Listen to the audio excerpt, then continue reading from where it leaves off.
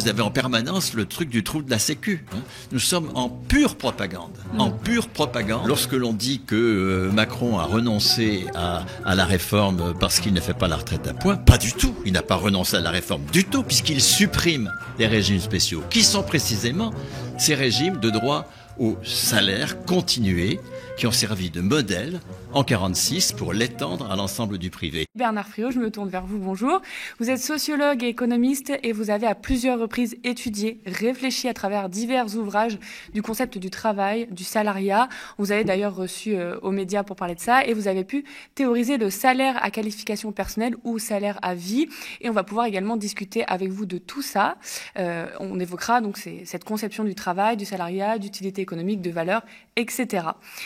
Alors dernièrement cette année, que j'oublie pas, vous avez coécrit Retraite généraliser le droit au salaire, un livre qui retranscrit votre séminaire avec Nicolas Castel des Cahiers du salariat. On va écouter notre ministre de l'économie, Bruno Le Maire, qui se défend sur pourquoi c'est nécessaire de faire une réforme des retraites.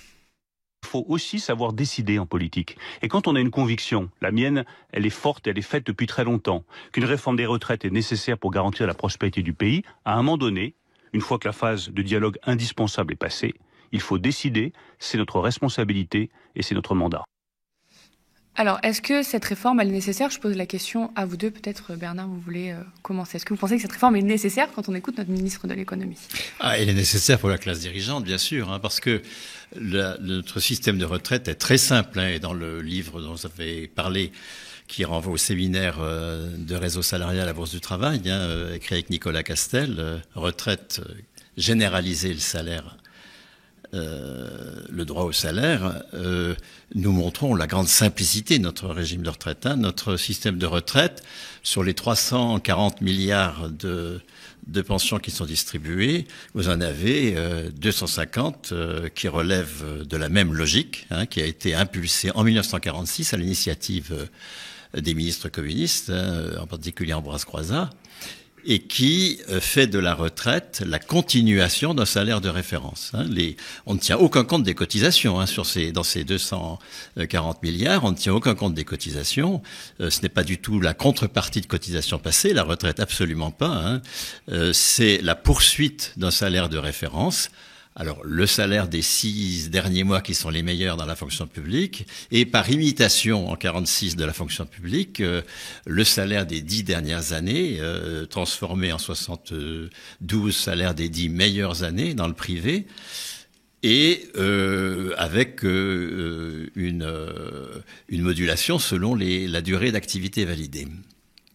Cette logique-là est une logique clairement opposée à la logique capitaliste, parce que elle pose les retraités non pas comme d'anciens travailleurs qui ont droit au différé de leurs cotisations, ce qui est le cas dans une logique capitaliste, mais elle les pose comme des travailleurs dont le salaire n'est plus lié à leur emploi, mais lié à leur personne. Et on l'a vu d'ailleurs pendant le confinement, les retraités conservent leur salaire, tout comme les fonctionnaires ont conservé leur salaire, parce que le salaire est un attribut de la personne. Et ça, la classe dirigeante ne le supporte pas. Parce qu'elle a besoin que nous soyons en permanence dans la dette, dans la recherche d'un emploi pour avoir droit au salaire. Et donc, ce droit au salaire lié à la personne, c'est un enjeu anthropologique, c'est un enjeu politique majeur. Et lorsque l'on dit que Macron a renoncé à la réforme parce qu'il ne fait pas la retraite à point, pas du tout. Il n'a pas renoncé à la réforme du tout, puisqu'il supprime les régimes spéciaux, qui sont précisément ces régimes de droit au salaire continué, qui ont servi de modèle en 1946 pour l'étendre à l'ensemble du privé. Et la riposte patronale est venue tout de suite dès 1947, avec alors l'Agirc-Arco, l'Agirc en 1947, l'Arco dans les années 60, qui nous dit mais non, un retraité, il n'a pas droit à du salaire. Non, il a droit au différé de ses cotisations.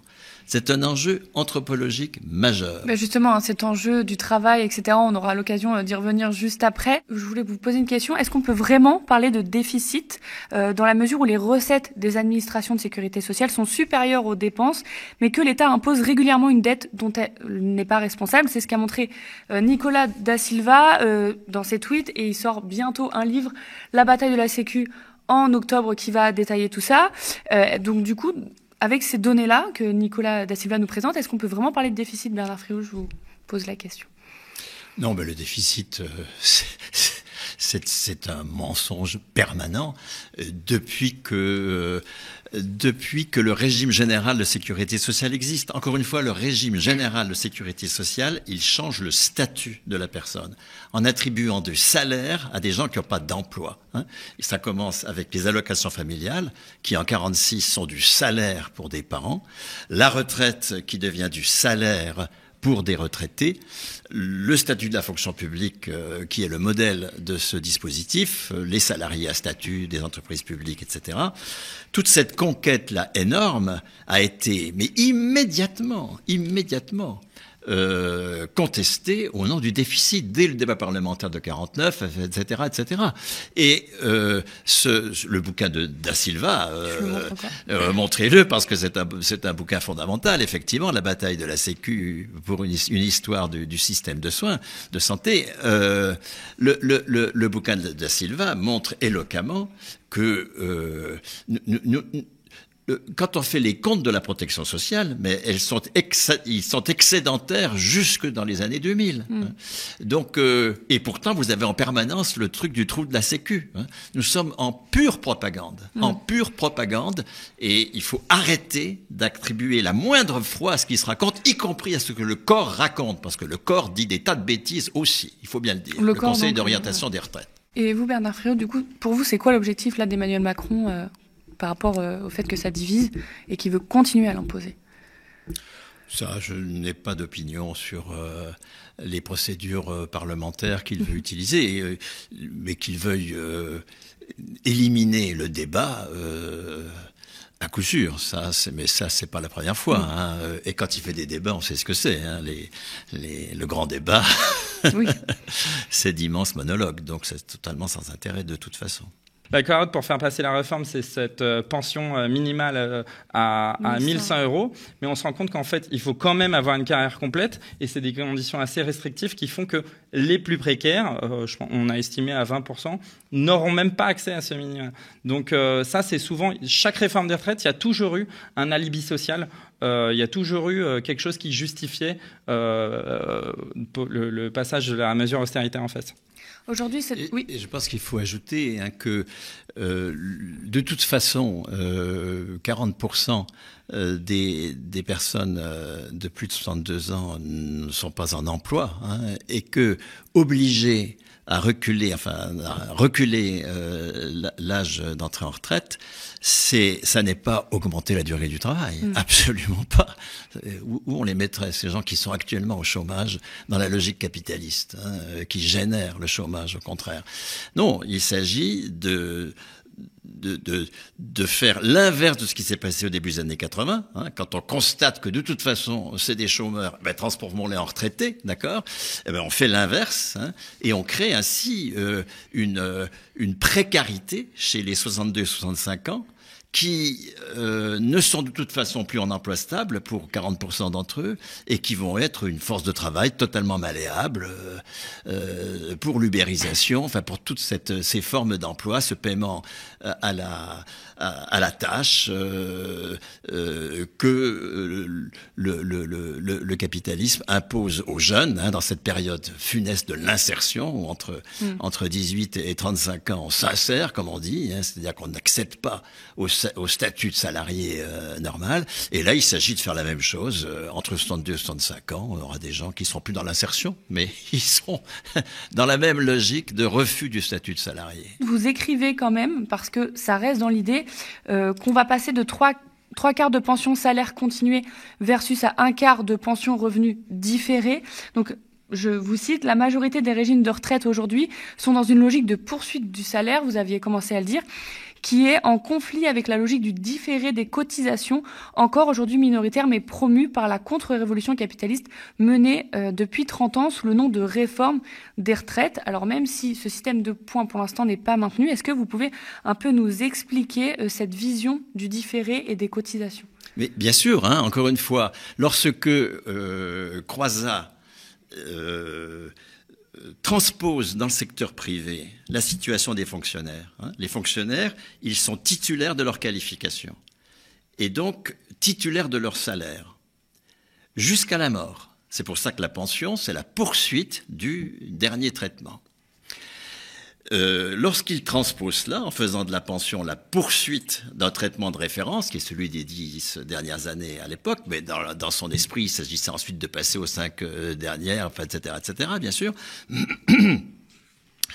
il va se heurter aussitôt, dès 47, à une initiative patronale qui est de profiter du plafond de la Sécu, que la CGT combat, mais que Force ouvrière défend, parce que c'est son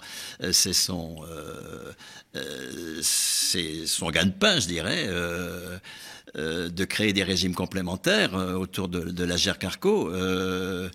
Et là, il y a cette division de la CGT avec un rôle extrêmement négatif de Force ouvrière, qui a vraiment été, qui a joué le jeu patronal de façon éhontée pendant des décennies. Et donc, dès 47, donc le patronat riposte par le j'ai cotisé, j'ai droit, effectivement. Non, un retraité, c'est pas quelqu'un qui a droit au salaire. Le salaire, c'est l'emploi. Toute idée d'attacher le salaire à la personne et non pas à l'emploi doit être combattue vigoureusement. Et alors, Macron ne renonce absolument pas à ce projet, parce que vous allez avoir une suppression précisément des régimes spéciaux dans lesquels la pension, c'est la poursuite du dernier salaire, et par définition le meilleur. Mais le régime général, qui va donc devenir le régime unique dans sa logique, a perdu progressivement, parce que Macron, c'est un baby Rocard, et donc depuis Rocard, nous l'expliquons longuement, Castel et moi dans le bouquin, nous avons une logique d'en finir avec la pension comme continuation d'un salaire de référence, pour la remplacer par différé de cotisation. Et c'est pour cela que le salaire de référence est passé des 10 aux 25 meilleures années. Alors là, on ne sait plus très bien de quelle référence il s'agit. Et ça va devenir la carrière complète, c'est évident. C'est le projet il y a 2-3 ans Mais ce sera la carrière complète.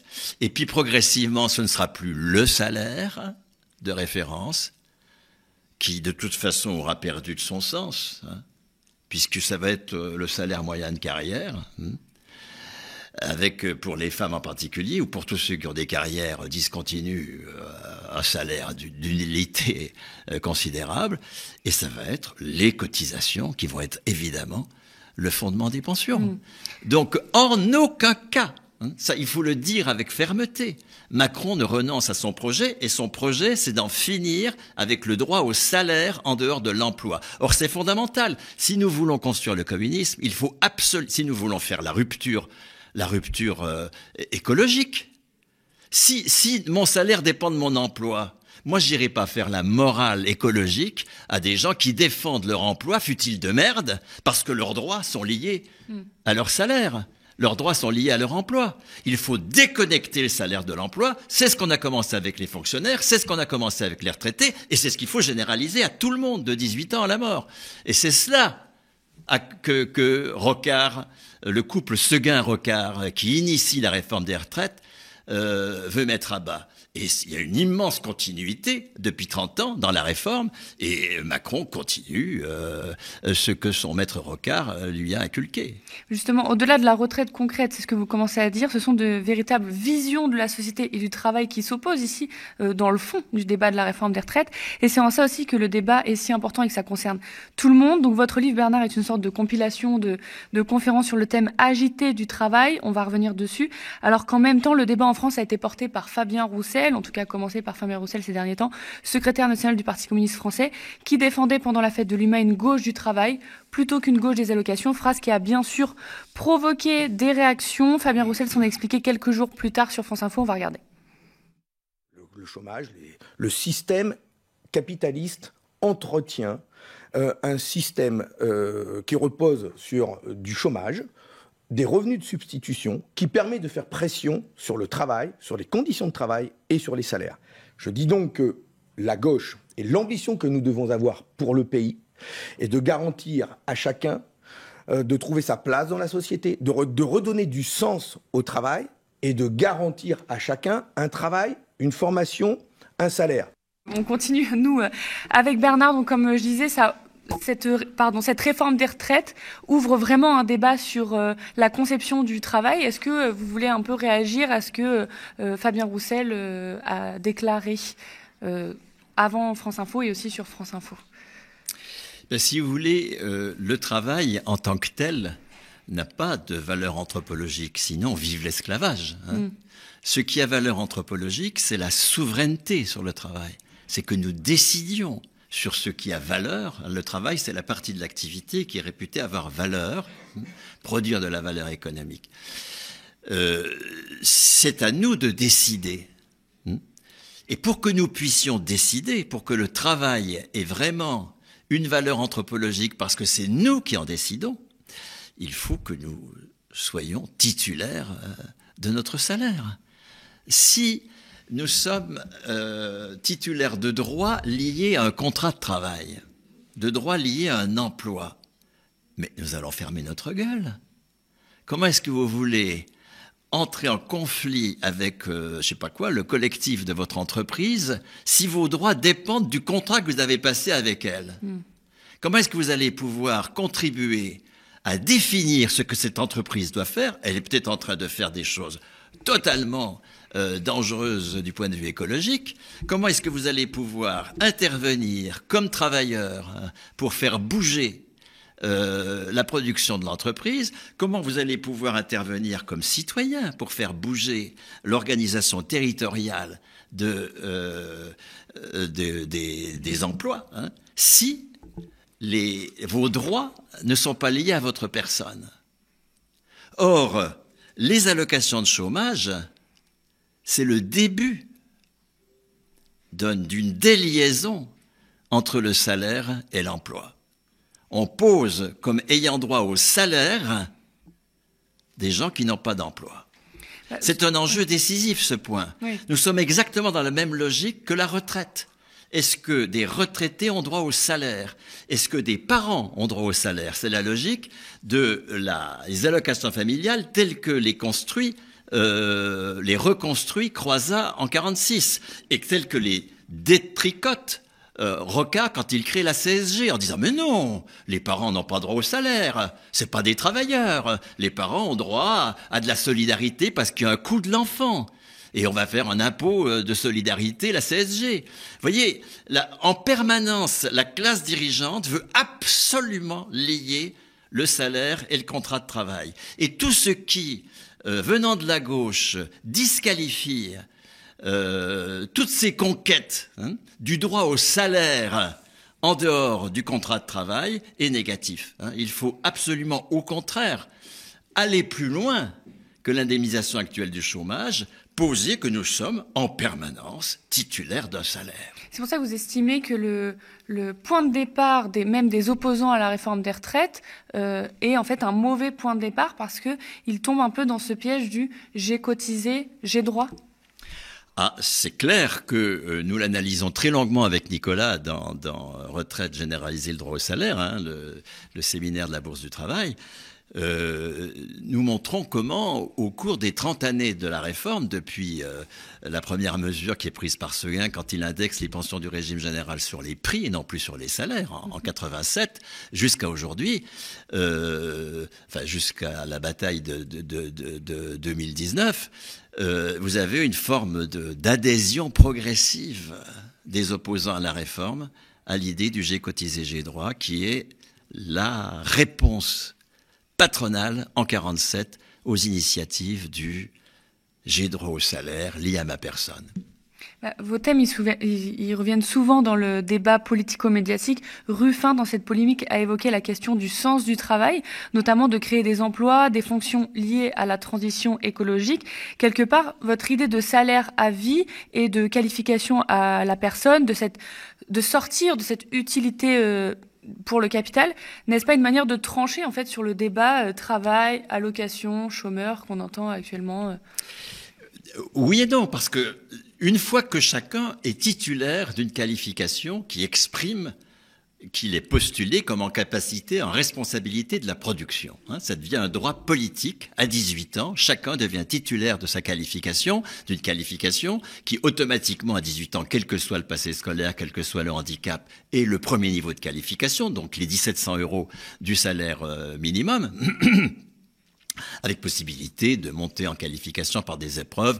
Nous, à Réseau Salariat, on propose un salaire de 1 à 3, donc avec un maximum de 5000 € possible d'ailleurs de progresser jusqu'à la mort. Il n'y a pas de temps après le travail. Moi, je suis retraité, je suis très humilié d'être considéré comme étant après le travail. Bien sûr que non, sauf à penser que le travail, c'est de la souffrance. Oui, dans le capitalisme, puisqu'il n'y a pas de décision au travail. Mais dès lors que nous conquérons la décision sur le travail, il ne faut pas qu'il y ait de temps après le travail, bien sûr. Le travail, dès lors qu'il est souverain, que nous sommes souverains, c'est là, ça a une grande valeur anthropologique, jusqu'à la mort, bien sûr. Et donc, une fois que nous sommes titulaires d'une qualification, encore faut-il que nous soyons en capacité de l'exercer, cette qualification. Donc il y a bien une question du contrat. C'est pas une fausse question. Le fait de faire en sorte que chacun, selon ses désirs, selon aussi les besoins sociaux, enfin, etc., mette en œuvre sa qualification. Et ce sera forcément dans des contrats. Des contrats avec une entreprise ou des contrats, si on est travailleur indépendant, avec des fournisseurs, des clients, etc. Mais ces contrats ne seront pas le support des droits. C'est ça qui est fondamental. Les contrats, dans le respect du Code du travail, parce que, alors attention, la grande conquête de la CGT naissante, c'est en 1910 le Code du travail, c'est-à-dire des règles interprofessionnelles. Ce que le patronat n'a jamais accepté. Il détricote le Code du travail en permanence. Donc il s'agit au contraire, dans le respect du Code du travail, de faire des contrats qui vont simplement exprimer les règles dans lesquelles on s'inscrit dans une entreprise, en termes de durée, de responsabilité, en fait, etc., etc., mais qui ne vont pas du tout définir le salaire, la qualification, qui sont un attribut de la personne. Encore une fois, lorsque l'on dit la rupture écologique suppose des tas de créations d'emplois, mais qui va décider de les créer ? Oui. Qui ? Si c'est des bons scientifiques, des bons experts, un bon parlement ? Mais enfin, nous savons tout ça que c'est de la blague. Tant que ce ne sont pas les intéressés eux-mêmes qui sont détenteur d'un droit à la qualification, d'un droit également de propriété d'usage sur l'outil, parce qu'à 18 ans, c'est 3 droits qu'il faut attribuer à tout le monde si nous voulons continuer à construire le communisme, c'est-à-dire la souveraineté des citoyens sur la production. Eh bien, le premier droit, c'est la qualification. Deuxième droit, c'est la propriété d'usage de l'outil qu'on va utiliser, et donc la décision dans l'entreprise sur l'usage de cet outil.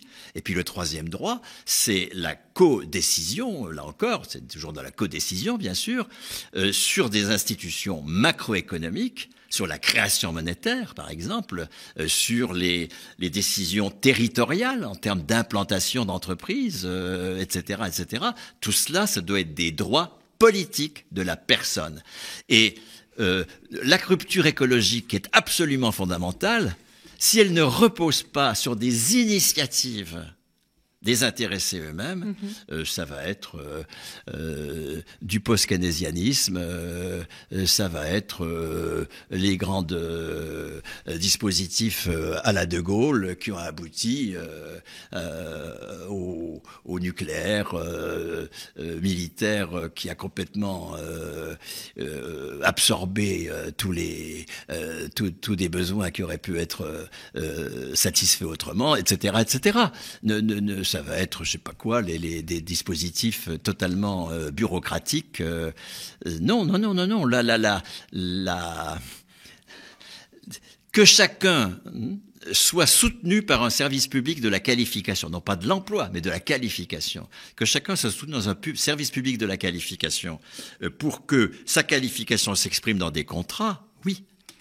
Mais que chacun décide. Ce salaire à vie que vous avez théorisé, vous mettez en avant, etc., il est bien différent du revenu universel. Est-ce que vous pouvez l'expliquer? Parce qu'il y a beaucoup de gens qui peuvent faire cette confusion entre salaire à vie et revenu universel qui était énormément dans le débat public, surtout à l'ancienne présidentielle. Ah, mais qu'il est toujours, hein, parce que le revenu universel d'activité à la Macron, c'est toujours la même chose. Hein, et donc, encore une fois, le revenu universel, c'est une proposition éminemment patronale. Si vous voulez en finir avec toutes ces conquêtes du salaire à la qualification, hein,